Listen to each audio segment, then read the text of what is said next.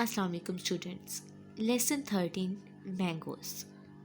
So you know that we have gone through the lesson in our previous lecture. So today we'll move on to the exercise work. On page 140, part A, question 2. Answer the following questions with reference to context. Here the reference from the lesson is, then how can we set the dog on him? तो हम किस तरह से उस पर dog को छोड़ सकते हैं? And here we have the relevant questions we need to answer. So the first question is, who speaks these words and to whom? ये अल्फाज कौन बोलता है और किसे बोलता है? Mr. Asghar speak these words to Mrs. Asghar. Mr. Asghar ये अल्फाज Mrs. Asghar से बोलते हैं.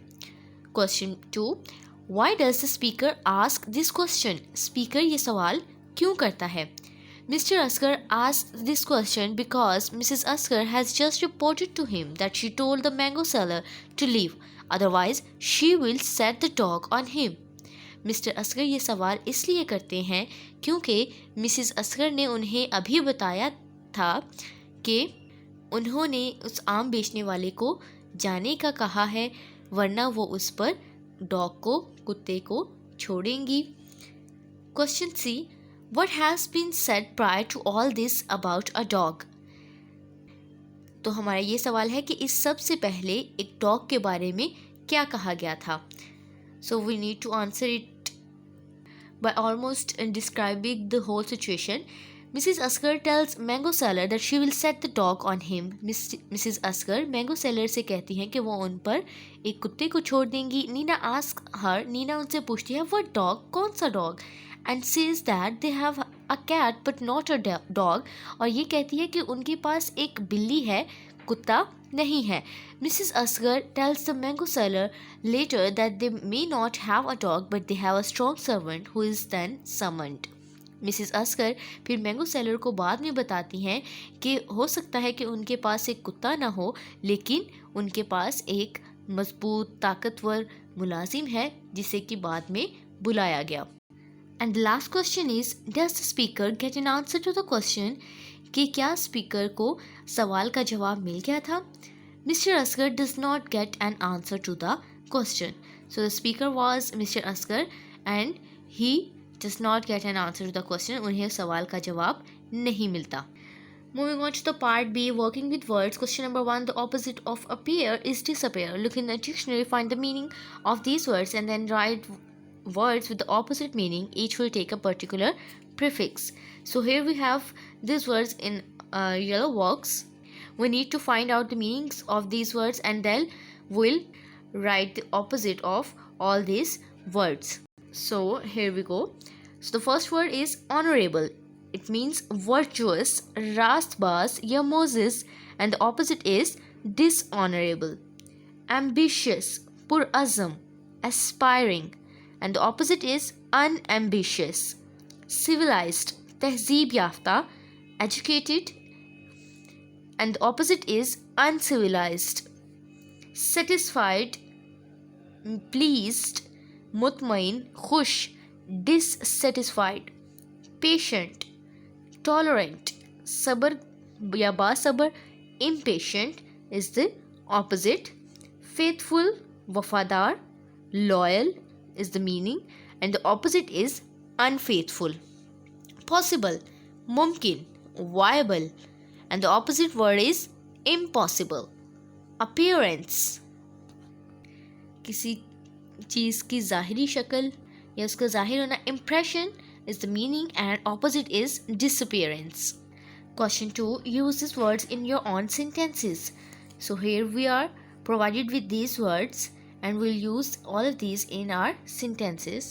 So the first word was resist. I can't resist baked apples. Temptation. That candy is a temptation. Bewildered. The instructions bewildered me. Industrious. The Chinese are an industrious nation. Harmless. The bacteria is harmless to humans. Irritating. He is the most irritating boy. On page 141, Part C, Learning about Language. So the part C is about the perfect tenses. As you know that we have already read about the perfect tenses, here is a reminder of the perfect tenses for the verb wait. The verb here is wait, and how can we use the verb wait in our past perfect, present perfect and future perfect. So in the past perfect, we'll use helping verb had and then third form of verb. In the present perfect, the helping verb will be either has or have, that will be according to our subject, and again third form of verb. Future perfect tense, so the helping verb here is will have and again third form of verb. So the question number 1, which is relevant to the topic mentioned above, is use the perfect tenses for the verbs given in the brackets and complete the following. So these are the blanks we need to fill with the verbs given in brackets.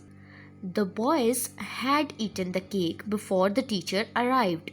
Teacher के आने से पहले लड़के cake खा चुके थे. Sentence of past perfect tense, we have used helping verb had and then third form of verb eat, that was eaten. Second is they have studied for the test all week and are now ready to write it. Have, helping verb of present perfect tense and again the third form of verb. They had learnt a lot but could still not answer some questions. I have never told a lie. She had drunk a cup of tea but she was still thirsty. They will have spoken to the headmaster by the time you arrive. So will have, the helping verb of future perfect tense is used along with the third form of verb, which was speak. He will have finished his homework by 5 o'clock and can then go out to play with you. Will have finished, future perfect tense. Now the question number 2 of our part C, make 4 sentences from the words and verbs given in brackets. Use the first verb in the simple past tense and the second in the past perfect tense. Here we need to complete these sentences by using these verbs given in brackets. So we'll use the first verb in the simple past tense and the second in the past perfect tense. When I arrived, he had already prepared the meal.